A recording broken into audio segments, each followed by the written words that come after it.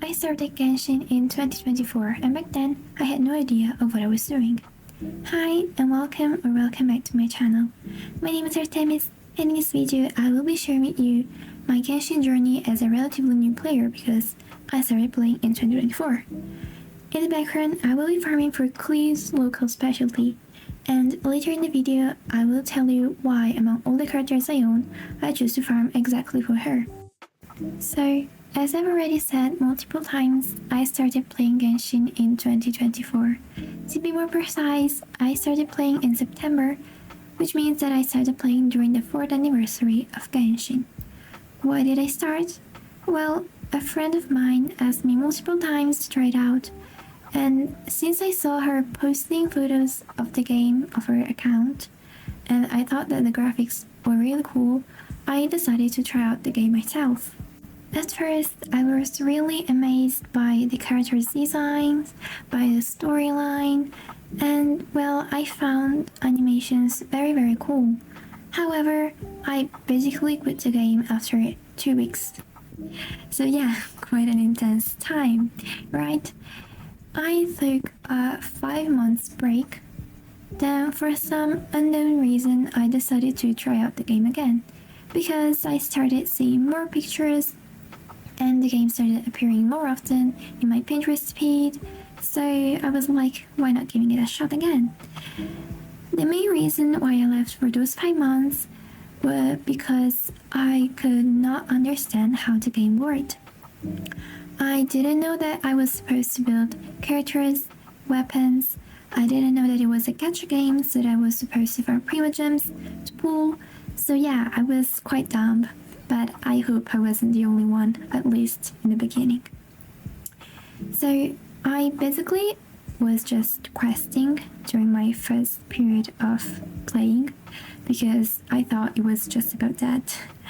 And I was also convinced that you were going to get all the characters for free by doing their story quests, but well, I then found out that sadly it wasn't like that.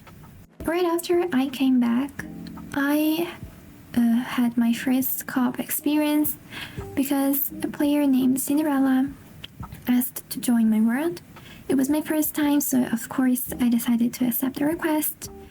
And well, she asked me if I needed help with anything, but of course I didn't because at the time I was only questing and I didn't know I was supposed to, farm bosses, etc. I wish I had their help with them because it was quite a struggle at first. Anyway, since I had nothing to do, I asked her for recommendations of what to do, and well, guess what? She brought me to Dragon's Spine. Because yeah, I had this big hole in my master map, and of course it was Dragon's Spine. She brought me there and it was a bit of a nightmare. But well, of course she carried me because my characters were fully unleveled. And I remember that she was using Farina and I was super amazed by her.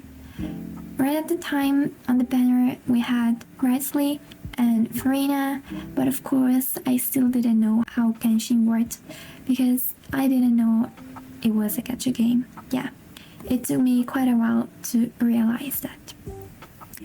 Anyway, during that co-op experience, I pulled out Kaching, and from that day I decided that she was going to be my maid. And you might be asking, why did you have Kaching? Well, I got her from the 4th anniversary of Genshin. Of course, I didn't know it was the 4th anniversary. It happened really randomly. Like, I saw the banner on the event thingy, and I don't know, I chose her off aesthetics because among all the characters, she looked the prettiest to me. But well, at first, I didn't even play her that much. Like, my team was Traveler, Kaya, Ember, and Lisa. And then I had Kaching and Barbara staying on the side, being unused. Why I chose to start maining Kaching? Well, that player, Cinderella, made me like some compliments or some sort of things. When I pulled out Kaching, she was like, "Oh wow, you have Kaching," and I was like, "Oh, is she someone important?" I was super happy, so I was like, you know what? She seems cute. She seems even pretty popular. She isn't, but trust me, I will make catching the best character ever in the game. I will convince everyone that she is worth it. Anyway, yeah, and she said these kind of things, so that convinced me to start working on catching. So, as you might have guessed, catching was my first 5-star apart from Traveler. Well, which is true. However, my first limited 5-star was Shulenin. And no, I did not find out about banners just during that phase. But like, I found out about banners when I was AR 35. There were Farina and Variously on banner. But still, as I said, I didn't know how the gacha system worked.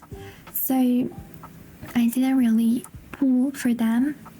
I just had like many fates saved up from all the quests I did. So I did some single pulls, and I think that I also got Mika. So yeah, I did my first pulls, and then Varesa and Shanyun came. I gathered some information about them, started understanding more how the game actually was supposed to work, and I was really torn between the two. So I was doing like a temple on Varesa and a temple on Shanyun. I do not remember who had the gold temple, but the thing is, I lost to Dia. Like at the time, I was super happy because I still did not know you were supposed to lose your 50-50. I was really happy. The problem is I didn't know that was the start of my Dia curse. I kept losing my 50-50s to Dia. She's currently SC2. Guys, please stop it. Dia, no! Like, please, at least just give me Jean if I have to lose my 50-50s. I still haven't won one yet, which is, I want them just for capturing Radiance, which is quite sad, but yeah. Anyway, after getting Dia, I tried pulling for Varesa a bit more, and then I just had to save up pulls for the next phase. I managed to get her up enough to get Shulonen, and I was super happy to see her and have her on my account. And I also tried wishing for Venti, but I immediately lost my 50-50 to Dialuk, which is why I kinda hate him. Anyway, this is more or less my journey so far. After that, I started learning more and more, watching videos, reading articles, etc. Also looking for builds. So I basically learned how the game worked, and I improved until I recently got to AR 58 and ascended to Royal 9, which is, in my opinion, quite a big goal, especially for a new player like me. It is now time for me to reveal why I decided to farm for Klee. And that is basically because she is one of my favorite characters, and the character I've been wanting for the longest time, because I actually knew about the game before I started playing it. I saw tons of adverts in 2020, and Klee was in those adverts. From the moment I saw her, I fell in love with her, and I've been wanting her since then. Anyway, I now need your help with my Klee build. Right now, I have her on the XRI buffs set. I haven't done her quest yet, but I'm planning to do it. And well, I already have quite some decent artifacts because I've been farming for Nefa. However, I was wondering if I should keep her on this set or give her Crimson Witch of Flames. Let me know in the comments. And that was it for the video. I really hope you enjoyed watching, and if you did, consider the idea of leaving a like and subscribing. Also, I would love to hear about your Genshin journeys, so feel free to share them in the comments. See you in the next video. Bye!